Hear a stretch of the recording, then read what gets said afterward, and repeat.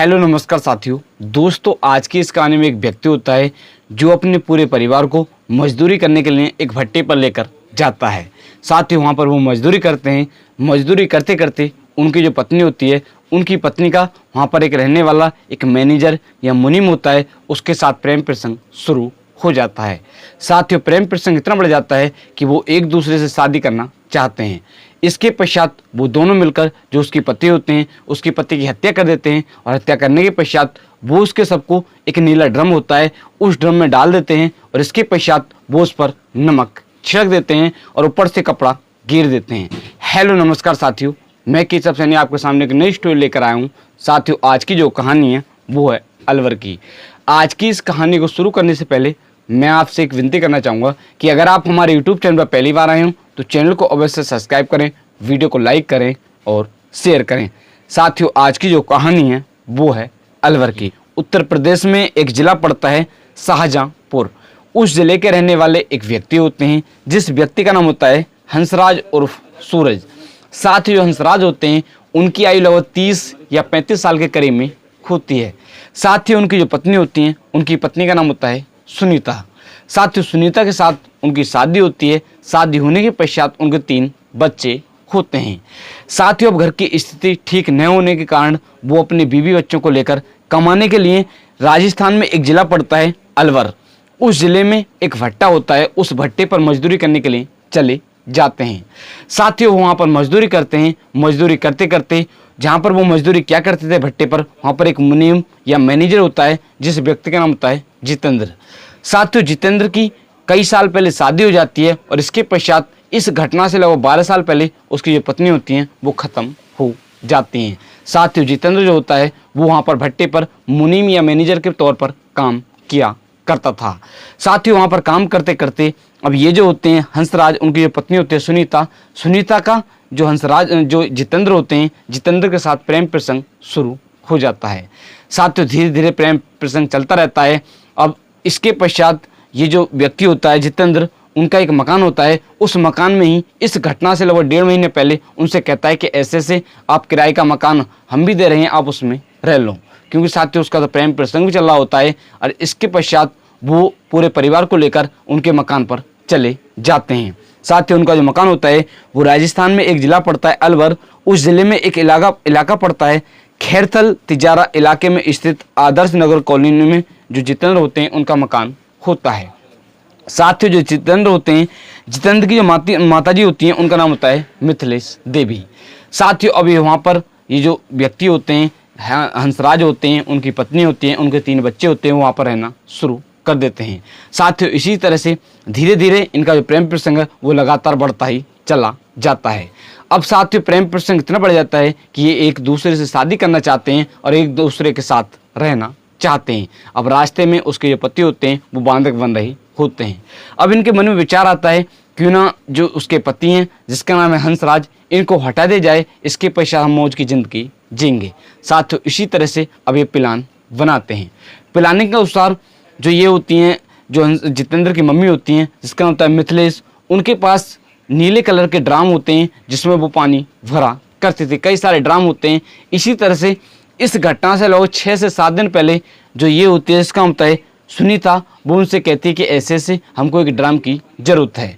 साथ ही वो ड्रम को ले जाते हैं और ले जाने के पश्चात वो उसको अपने यहाँ पर कह सकते हैं कि नीचे जो मिथिलेश होते हैं वो रहा करते थे और ऊपर जो ये जो होते हैं क्या नाम है, जिसका नाम था सुनीता, और जो उनका लड़का होता है जितेंद्र, वो रहा करते थे। साथ ही वो ड्रम ले जाते हैं और ले जाने के पश्चात ऊपर रख लेते हैं। अब साथ ही ये प्लान बनाते हैं, जो होते हैं हंसराज, ये हंसराज की हत्या की प्लानिंग बनाते हैं। साथियों, अब 16 अगस्त सन 2025 को कृष्ण जन्माष्टमी होती है। कृष्ण जन्माष्टमी के दिन जो उसकी माताजी होती हैं, ज़्यादातर लोग अड़ोस पड़ोस के लोग भी जो जन्माष्टमी के दिन सब लोग अपने त्यौहार के लिए लग जाते हैं, कह सकते हैं कि उसी में लग जाते हैं, लगे रहते हैं। साथ ही इसी तरह से जैसे ही घर के लोग पूजा करने के लिए घर से बाहर जाते हैं तो उसी समय ये दोनों मौका देखते हैं और मौका देखने के पश्चात वो उसकी हत्या कर देते हैं। हत्या करने के पश्चात वो उसके सबको जो नीला ड्रम होता है उसमें डाल देते हैं और डालने के पश्चात वो उसमें नमक डाल देते हैं, ऊपर से नमक डाल देते हैं जिससे कि जो सब है वो जल्दी से जल्दी गल जाए। और इसके पश्चात उसके ऊपर जो कपड़े होते हैं उनको डाल देते हैं और उस ड्रम को कपड़े से ढक देते हैं। साथियों इसके पश्चात ये सभी लोग यहाँ से फरार हो जाते हैं। अब साथियों कुछ समय के पश्चात जो उसकी माताजी होती हैं मिथिलेश, वो अपने घर पर वापस आती हैं। आने के पश्चात देखती हैं तो वहाँ पर घर पर कोई नहीं होता है, तो उनको कुछ शक होता है, मगर वो सोचती हैं कि हो सकता है आज कृष्ण जन्माष्टमी है, वो कहीं पर घूमने के लिए गए हों, वो शाम तक आ जाएंगे। साथ ही अब वो शाम तक नहीं आते हैं। अब शाम के समय कुछ बदबू आनी शुरू हो जाती है। अब उनको लगता है कि हो सकता है कहीं अलग से बदबू आ रही हो। इसके पश्चात जब रात का समय होता है तो और तेजी के साथ बदबू आनी शुरू हो जाती है। अब साथ ही जो अड़ोसी पड़ोसी होते हैं वो काफ़ी परेशान हो जाते हैं। इसके पश्चात जब जो अड़ोसी पड़ोसी होते हैं काफ़ी परेशान हो जाते हैं, वो इसके बारे में जो थाना होता है उस थाने की पुलिस को सूचना देते हैं कि ऐसे ऐसे यहाँ पर हमारे पड़ोस में बदबू आ रही है। साथ ही जो पुलिस की टीम होती है वहाँ पर आती है। आने के पश्चात वो तलाश करती है कि आखिरकार ये जो बदबू है वो कहाँ से आ रही है। धीरे धीरे पुलिस तलाश करती है और इसके पश्चात जो ड्रम होता है उस ड्रम तक पहुंच जाती है। पहुंचने के पश्चात जो पुलिस की टीम होती है वो इस ड्रम को खोलती है, तो पहले उसमें ऊपर कपड़ा होता है और इसके पश्चात जब कपड़े को हटाया जाता है तो उसमें अंदर हंसराज का शव होता है और उसके ऊपर नमक डली हुई होती है। साथ ही उसमें से काफ़ी बुरी बदबू आ रही होती है। साथ ही जो पुलिस होती है वो सबको बरामद कर लेती है और इसके पश्चात जांच पड़ताल करना शुरू करती है कि आखिरकार ये जो दोनों व्यक्ति हैं वो कहाँ पर हैं। साथ ही जो पुलिस की लगभग 4 से 5 टीम लगाई जाती हैं, वो इन कह सकते हैं कि जो सुनीता होती है और जो उसका प्रेमी होता है जिसका होता है जितेंद्र, उनकी तलाश करना शुरू कर देते हैं। साथियों पुलिस की जो टीम होती है वो इनको 19 अगस्त सन 2025 को इन दोनों को गिरफ्तार कर लेती है। गिरफ्तार करने के पश्चात अब दोनों से पूछताछ की जाती है। साथियों पूछताछ के दौरान ये पहले मना करती हैं। इसके पश्चात जो पुलिस की टीम होती है वो इनसे सख्ती से पूछताछ करती है तो ये जुर्म को कबूल कर लेते हैं। जो भी पूरी कहानी होती है उसको विस्तार सहित बताते हैं। साथियों पुलिस ने 19 अगस्त सन 2025 को इस केस का खुलासा कर दिया है। पुलिस ने जो मृतक होते हैं हंसराज, उनकी जो पत्नी होती है जिसका होता है सुनीता, और जो सुनीता का प्रेमी होता है जिसका होता है जितेंद्र, दोनों को गिरफ्तार कर लिया है। गिरफ्तार करने के पश्चात उनसे पूछताछ की जाती है तो उन्होंने ये जुल्म कबूल कर लिया है। साथ ही फिलहाल में जो पुलिस है वो उनसे पूछताछ कर रही है और इसके पश्चात इनको जेल भेज देगी और इनके साथ सख्त से सख्त कार्रवाई की जाएगी।